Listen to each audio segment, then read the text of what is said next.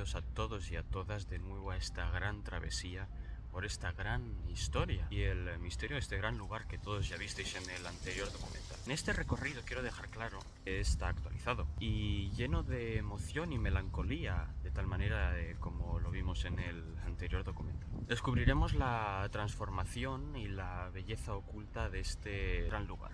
Acompañadme. Bienvenidos a San Clem de Mencuy.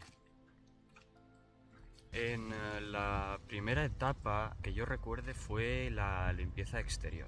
Comenzó con las zarzas. Recuerdo perfectamente ese momento de estar solo frente a un montón inmenso de maleza, vamos, lo que era. Viendo como un lugar tan cargado de historia y significado había quedado prácticamente devorado por el paso del tiempo.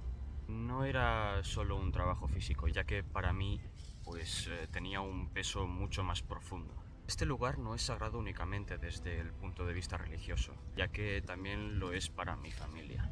Mi bisabuela fue hostiaria en este templo en su momento, y mientras cortaba aquellas zarzas sentía que no solo estaba limpiando, sino que estaba tocando una parte muy íntima de mí. Sí. Cada corte era como arrancar algo que también llevaba dentro. Había paz, pero también respeto. Y una sensación muy clara de que estaba haciendo algo bien.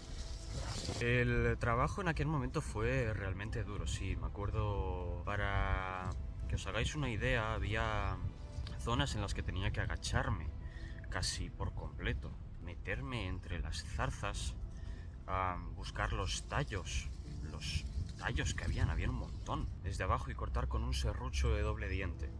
No era limpio, no era cómodo, claro. Y desde luego no era fácil. Me dejé las manos, pinché, me hice heridas y sangre. Hubo momentos en los que el cuerpo me pedía parar, pero la cabeza no quería. Imaginaros que era como una lucha para mí, constante entre el cansancio y la determinación. Aún así, seguía, zarza a zarza, poco a poco, claro, y sin prisa, pero sin pausa. Hasta que empecé a ver el cambio. Empecé a ver piedras donde antes solo había un muro verde e impenetrable. Un lugar vacío. Cuando conseguí cortar todo aquello, fui amontonando las zarzas y las tiré al barranco que tenía justamente situado al lado. Después volví a la zona y con un rastrillo quité todos los restos. Limpié el suelo y ahí ocurrió algo muy especial. Partes de la iglesia que durante años no se habían visto, que no eran accesibles, volvieron a aparecer. Lugares que parecían perdidos regresaron. Ver aquel cambio me llenó el alma. Saber que eso estaba ahí gracias a mis propias manos fue el dolor y la constancia. Fue una sensación difícil de explicar. Fue el primer paso, pero también fue el momento en que entendí que esto ya no tenía vuelta atrás. Después de quitar toda aquella maleza, llegó el siguiente paso. Recuerdo que fue un fin de semana que subí al pueblo, Mencuy. Mi padre, viendo todo lo que ya se había hecho, me dijo algo así como: oye, ya que has empezado fuerte, ¿por qué no seguimos? Y ese seguir significaba enfrentarse a los árboles que habían crecido en un antiguo pasillo. Un pasillo lateral que tiene la iglesia, que según se sabe se había construido hace muchos años para evitar la humedad, porque en aquel lugar siempre ha sido una zona muy húmeda. Con el paso del tiempo, al no mantenerse, ese pasillo fue siendo invadido por la maleza, por arbustos, por árboles que nadie cortó, ni siquiera el rector, que se tiene que encargar de ello, claro. Nadie se hizo cargo, ni antes ni ahora, y esa responsabilidad al final cayó sobre nosotros. Ese fin de semana, tal y como os he dicho antes, mi padre y yo nos pusimos manos a la obra. Preparamos la motosierra, le echamos lo que necesitaba, ¿no? Gasolina, aceite, y empezó el sonido. Un sonido que rompía el silencio del lugar, pero que al mismo tiempo parecía necesario. Árbol tras árbol, tronco tras tronco. Quitamos alrededor de 10, una cosa así. Algunos ya estaban tan crecidos que sus ramas se metían hacia el tejado por la parte superior, y eso era muy peligroso, ya que La iglesia estaba en ruinas, parte del tejado estaba caído y había tejas sueltas que nos estaban justamente mirando desde arriba con una forma de cuidado que voy hacia ti. En cualquier momento eso podía desprenderse. Trabajamos con cuidado, pero siendo conscientes, claro, de que no era un juego. Aún así, había algo muy fuerte en ese momento. Estar allí codo con mi padre, devolviendo poco a poco la respiración a ese pasillo. Era algo que iba más allá de simplemente el hecho de cortar árboles. Era continuar lo que había empezado. No sé si me explico bien. Era no dejarlo a medias. Era sentir que, aunque nadie se hubiera encargado durante años, ahora alguien sí lo estaba haciendo. Y otra vez apareció esa misma sensación. Cansancio. Sí, claro. Pero también plenitud. Sentía que ese trabajo me llenaba el alma. Que no estaba perdiendo el tiempo. Que estaba construyendo algo. Aunque no se viera todavía el resultado final. Finalmente, el último gran paso de esta limpieza exterior fue la hiedra. Y esta parte para mí, sobre todo, fue una de las más especiales. La hiedra estaba completamente cerrada a la fachada trasera. No era solo una planta decorativa. Era gruesa, pesada, fuerte.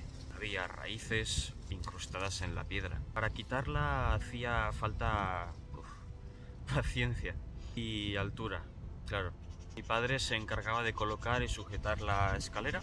Yo subía y desde arriba, con unas tijeras de podar, iba cortando las ramas más finas, las más suaves. Pero lo realmente difícil era lo siguiente: las venas, lo grande, lo que estaba agarrado a la piedra desde hacía años. Para eso usaba pues lo que tenía en las manos, que era una escarpa, despegándolas poco a poco de la fachada, arrancándola con cuidado, casi como si no quisiera herir más de lo que ya estaba herido.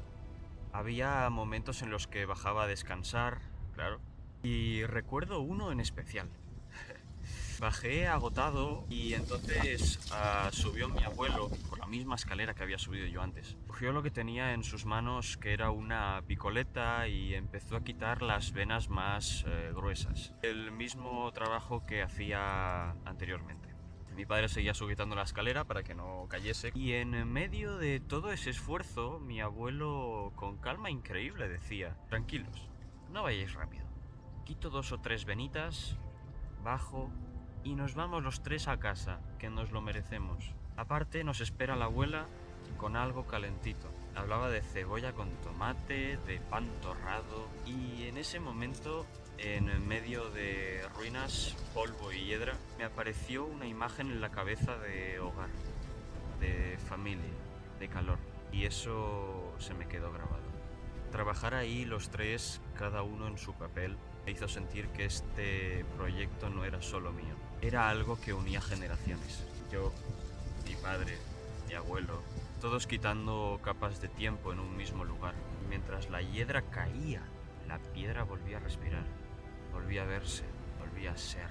Hoy, cuando recuerdo esa escena, solo pienso en la iglesia. Pienso en ese momento, esa sensación de estar construyendo algo que va más allá de un documental, algo que se queda,